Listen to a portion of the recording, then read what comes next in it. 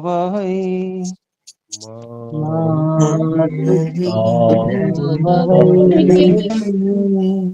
ओम शांति शांति शांति।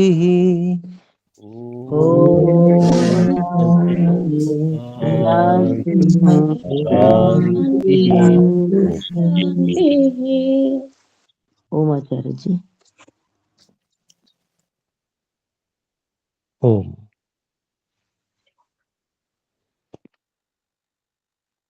योग दर्शन के चतुर्थ कैवल्य पाद के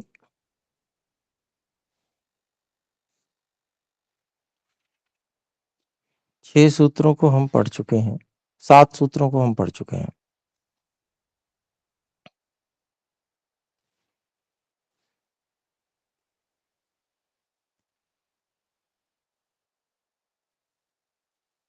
और आज हम 8वें सूत्र से आगे बढ़ने वाले हैं। 7वें सूत्र तक यदि कोई बात पूछना चाहते हैं तो हस्तोत्थापन द्वारा सूचित कर सकते हैं।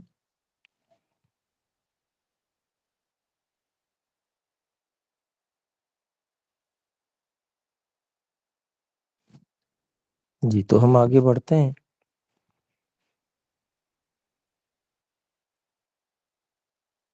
8वां सूत्र है ततस्तद्विपाकानुगुणानामेवाभिव्यक्तिर्वासनानाम। पूरा एक ही शब्द है, इसमें संधि समास सब किया हुआ।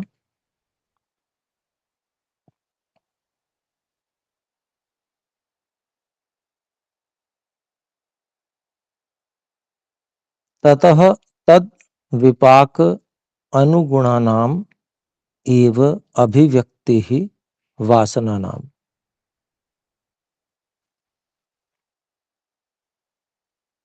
तो इसका अभिप्राय हुआ ततः उन कर्मों से, जो कर्म बताए थे पिछले सूत्र में, कर्मा शुक्ला कृष्णम योगिनस् त्रिविधम इतरेशम।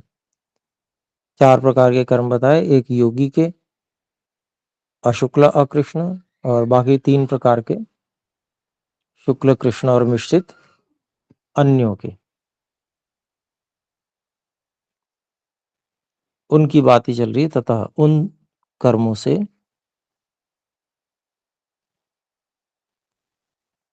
कर्म के फल के अनुरूप ही संस्कारों का जागरण होता है।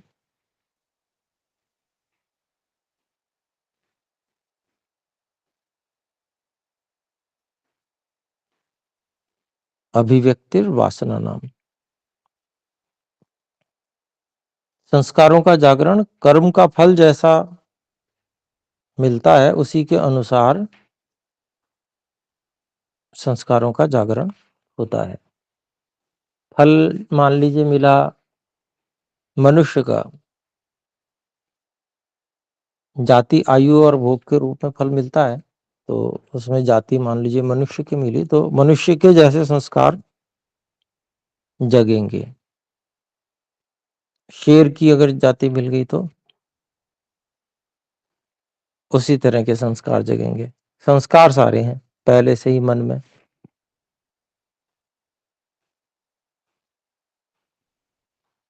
तो व्यास भाष्यम देखते हैं। ततः, ततः को खोल रहे हैं। ततः इति त्रिविध कर्मणः, नहीं त्रिविधात कर्मणः। ततः वहां उससे, इसको कहते हैं कि 3 प्रकार के कर्मों से, तद विपाकानुगुणानाम एव, तद विपाकानुगुणानाम एव इति यज्जाति यस्य कर्मणो यो विपाकस्तस्यानुगुणान् या वासनाः कर्म विपाकमनुष्येरते तासामेवाभिव्यक्तिः। तो बता रहे हैं महर्षि व्यास जी,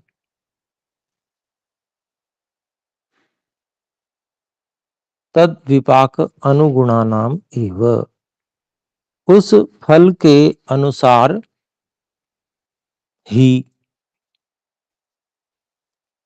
जो 3 प्रकार के कर्म थे सामान्य व्यक्ति के, शुक्ल, कृष्ण और शुक्ला कृष्ण, अशुक्ला कृष्ण।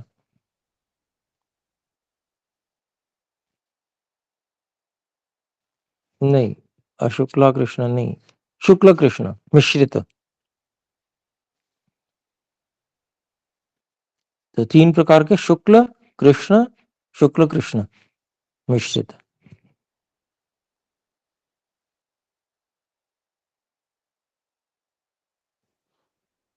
तो ये जो 3 प्रकार के कर्म थे, तो उनके फल के अनुसार ही तद विपाक अनुगुणानाम एव,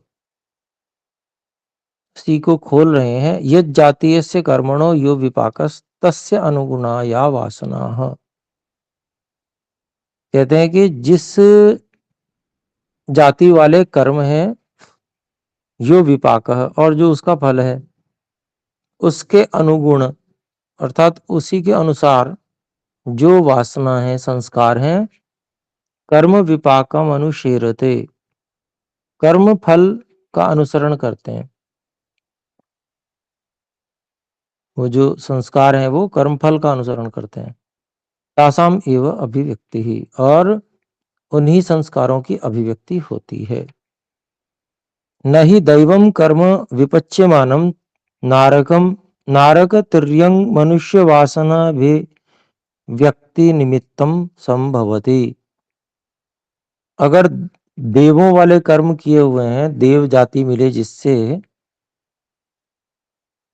तो वो कर्म विपच्यमानम फल देते हुए, परिपाक को प्राप्त होते हुए, नारक तिर्यक मनुष्य वासना, वासना अभिव्यक्ति निमित्तम, वो ऐसे जो देव अर्थात देव योनि मिले, देवों का शरीर मिले, ऐसे कर्म जो किए गए हैं वो परिपाक को प्राप्त होकर कभी भी जो नरक या तिर्यक योनियां मिले या सामान्य मनुष्य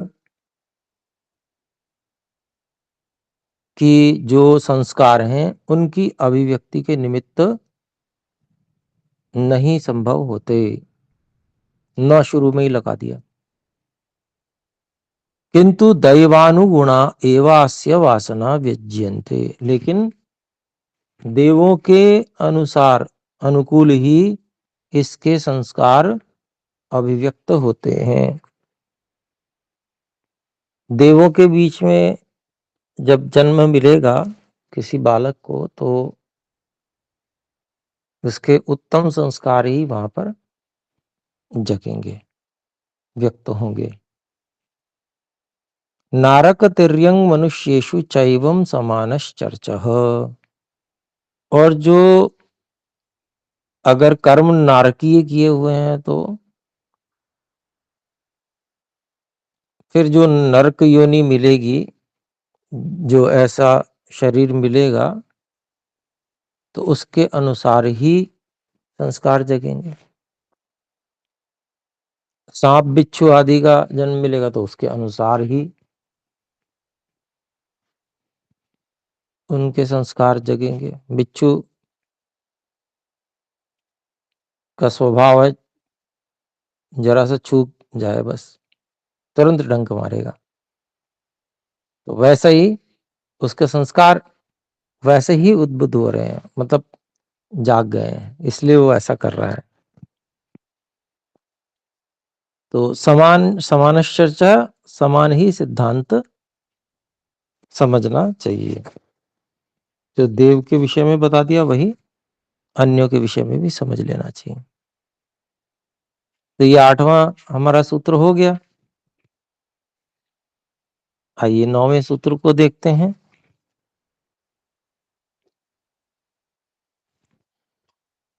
9वां सूत्र है जाति देश काल व्यवहिता नामप्यानंतर्यम स्मृति संस्कारयोरेक रूपत्वात्।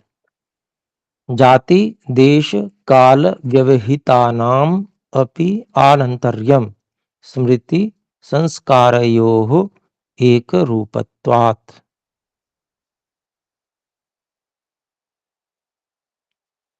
तो यदि व्यवधान आया हुआ है बीच में, जाति का आया है, स्थान का आया है, देश का, काल का, समय का व्यवधान आया हुआ है,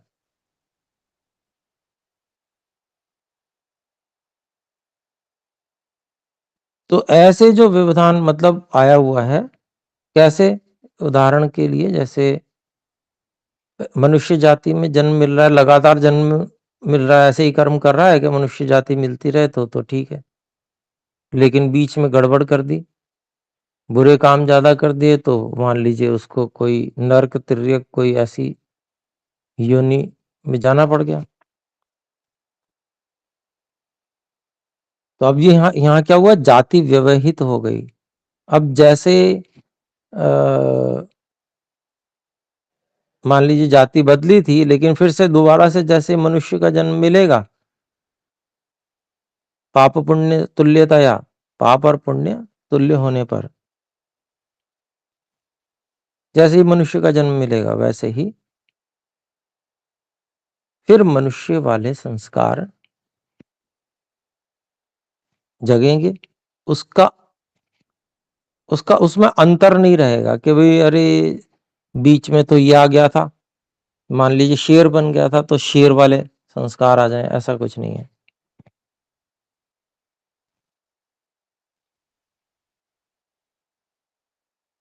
तो कहते हैं जाति देश, ऐसे देश का व्यवधान समझ सकते हैं, वही पहले अमेरिका में जन्म लिया था, अभी भारत में मिल गया, तो देश का व्यवधान हो गया, काल का व्यवधान हो गया, लंबा समय जो है उस तरह के कोई अवसर ही नहीं हुआ जन्म में मिलने का, जिस तरह के कर्म किए हैं तो रुका रहा, तो काल का व्यवधान हो गया ऐसे। तो ऐसे जो इनका व्यवधान होता है उनका भी अनंतर्यम, वो निकटता ही समझिए, मतलब वहां पर संस्कार ऐसा नहीं है कि बीच में कोई बाधित हो जाएंगे। क्यों? कहते हैं स्मृति संस्कार हो एक रूपत्वात्, स्मृति और संस्कारों का एक रूप होने के कारण से।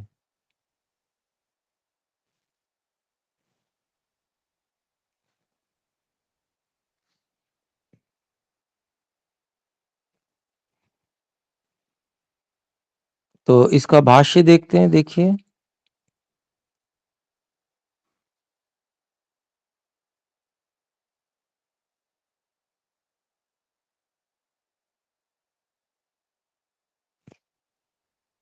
जाति देश काल व्यवहिता नाम, इसको खोलते हैं महर्षि व्यास जी। वृषदंश विपाकोदय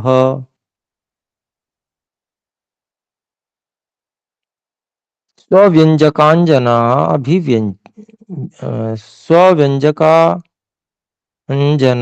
अभिव्यक्ति ही।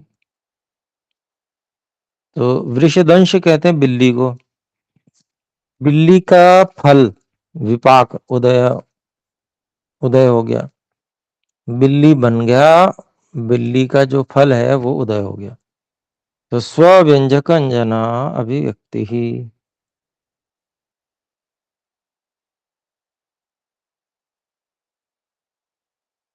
तो अपने उद्बोधक कारण स्वव्यंजक अंजन, अपने उद्बोधक कारण अर्थात अपने कर्म, कर्म ही तो उसके फल के उद्बुद्ध होने का कारण है।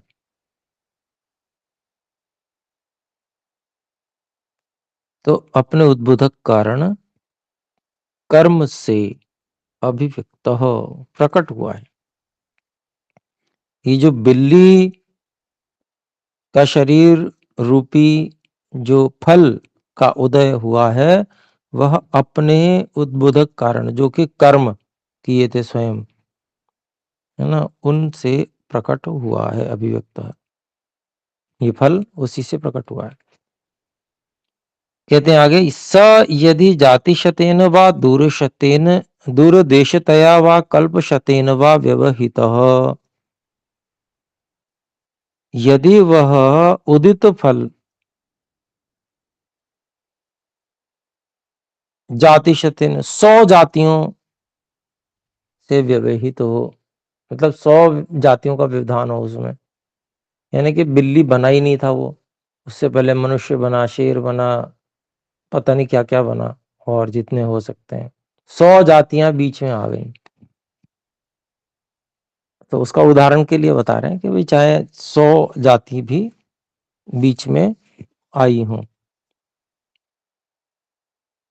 यानी कि 100 जातियों का व्यवधान हो।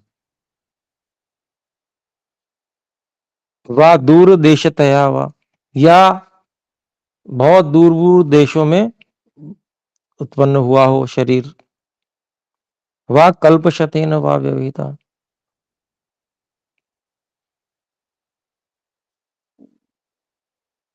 या समय के विषय में कि 100 कल्पों के बाद में उसको वो जन्म मिल रहा हो। तो कल्प तो पूरी सृष्टि का काल हो गया ना, तो 100 सृष्टियों के बाद में अगर उसे वो जन्म मिलता है मान लीजिए, तो मतलब जिसको कहे ना कल्पना करवा दी कि अधिकतम समय की, तो ऐसा व्यवधान भी हो सकता है कि जो जाति का व्यवधान हुआ, देश का व्यवधान हुआ और समय का व्यवधान हुआ। तो कल्पशतेन वा व्यवहिता। पुनश्च स्वव्यंजकांजन, फिर अपने उद्बोधक रूप कारण कर्म एव उदयात द्राग इति एव, उस अपने उद्बोधक रूप कारण कर्म से ही एव उदयात उदय हो जाने से, द्राग इति एव शीघ्र ही पूर्व अनुभव वृषदंश विपाक अभिसंस्कृता वासना उपादाय व्यज्यते व्यज्येत। तो कहते हैं पहले जो अनुभूत बिल्ली के फल से जो अभिसंस्कृत, बिल्ली के फल से रंगी हुई जो वासना संस्कार थे, उनको लेकर व्यज्येत, वो फिर बिल्ली के जैसे ही व्यवहार करना शुरू कर देगा, अभिव्यक्त हो जाएगा। ये मतलब है। तस्मात् कैसे, तो कहते हैं यतो व्यवहिता नाम अप्यासाम सदृशम कर्माभिव्यंजकम निमित्तीभूतम इत्यानंतर्यमेव, क्योंकि जो व्यवहित हैं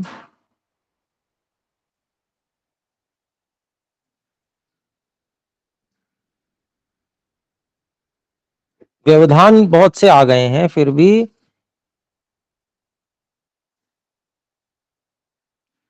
इनका जो सदृश कर्म है, समान कर्म है, मतलब बिल्ली के समान कर्म अगर 100 कल्प के बाद भी किए हैं तो वही सदृश कर्म अभिव्यंजकम निमित्ती भूतम, वही कर्म जो है उसको अभिव्यक्त, बिल्ली के फल को अभिव्यक्त करने वाला है, जो कारण हुआ है बिल्ली बनने में, है ना, निमित्ती भूतम इति आनंतर्यम एवं, इसलिए उसकी निकटता सामीप्य ही है।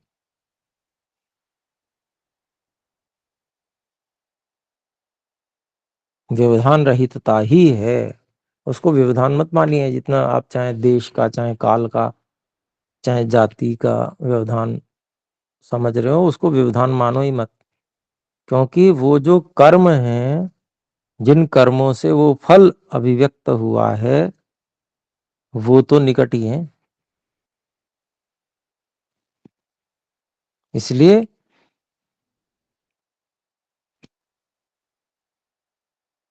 आनंतर्यमेव अर्थात समीपता ही है। आगे कहते हैं स्मृति संस्कार्यो रेक रूपत्वात्, कृतश्च स्मृति संस्कार्यो हो एक रूपत्वात्, किए हुए के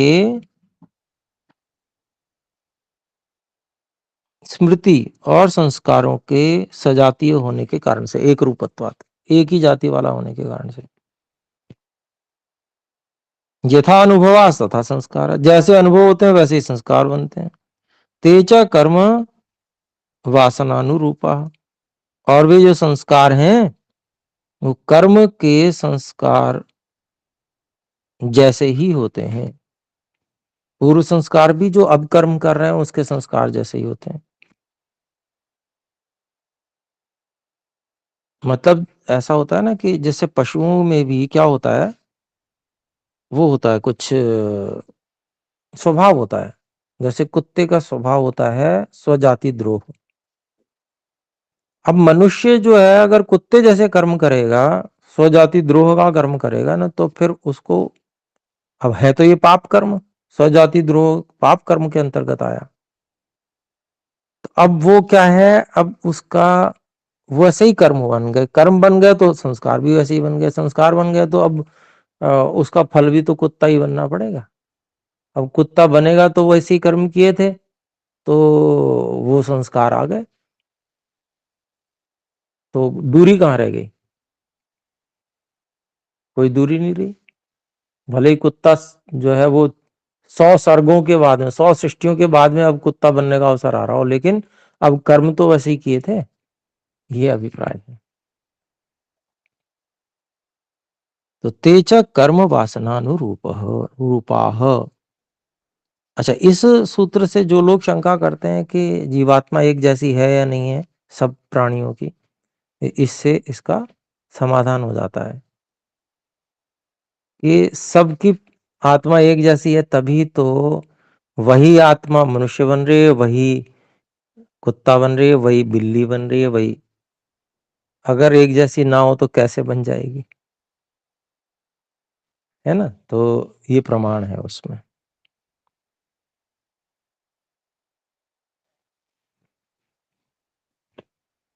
तो आगे देखिए, यथा च वासनास तथा स्मृतिरीति जाति देश काल व्यवहितेभ्यः संस्कारेभ्यः स्मृति ही।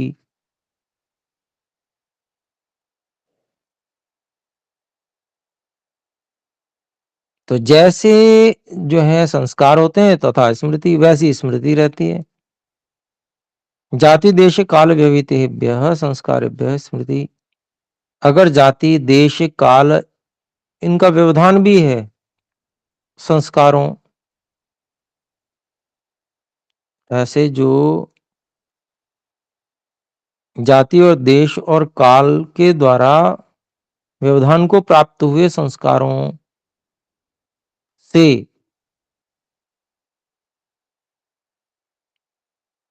स्मृति हो जाती है।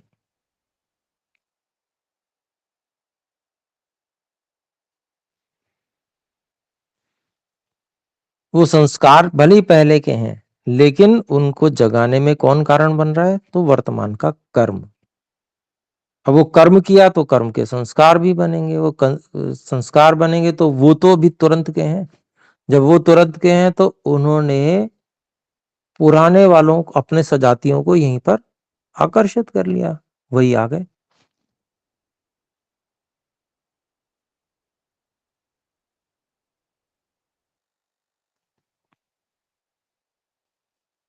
तो आगे देखते हैं इसमें,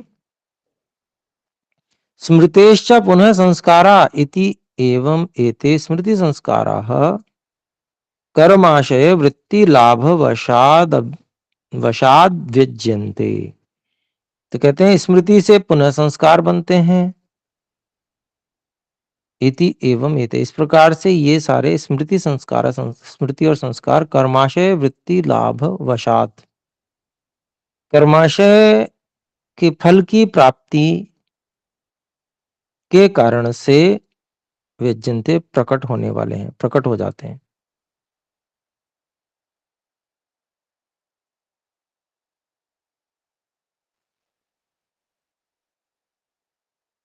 तो जैसी बात कही थी, जैसे संस्कार होते हैं वैसी स्मृति आती है।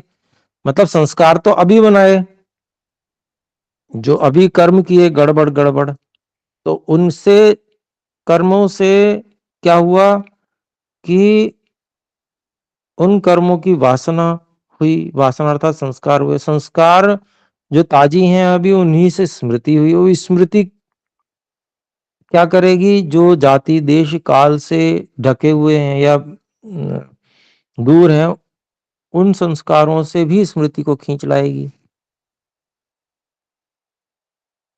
वर्तमान की स्मृति, और फिर स्मृति से फिर संस्कार बनेंगे। इस प्रकार से स्मृति और संस्कार जो हैं वो कर्माशय वृत्ति लाभ वशात, कर्माशय के फल की प्राप्ति के कारण से विजयन्ते प्रकट हो जाते हैं, स्मृति और संस्कार। फिर आगे कहते हैं अतश्च व्यभितानामपि निमित्त नैमित्तिक भावानुच्छेदादानंतर्यमेव सिद्धमिति। तो इसलिए कहते हैं जो दूर हैं, मान लीजिए जिनके बीच में व्यवधान है, व्यवहित है, उनका भी निमित्त नैमित्तिक भाव अनुच्छेदात, उनमें कार्य कारण और कार्य का जो भाव है, संबंध है, वो न टूटने से, अनुच्छेदात आनंतर्यमेव, वो निकट ही है, उनमें दूरी नहीं है। ये बात सिद्ध हो गई। तो बहुत सुंदर ढंग से समझाया है।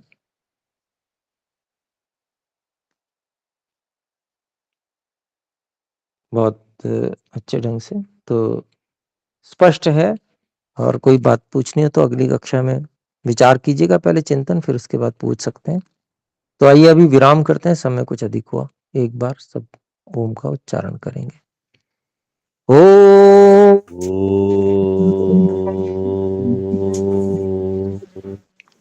सभी को सादर नमस्ते जी। नमस्कार। नमस्ते जी। नमस्कार, धन्यवाद।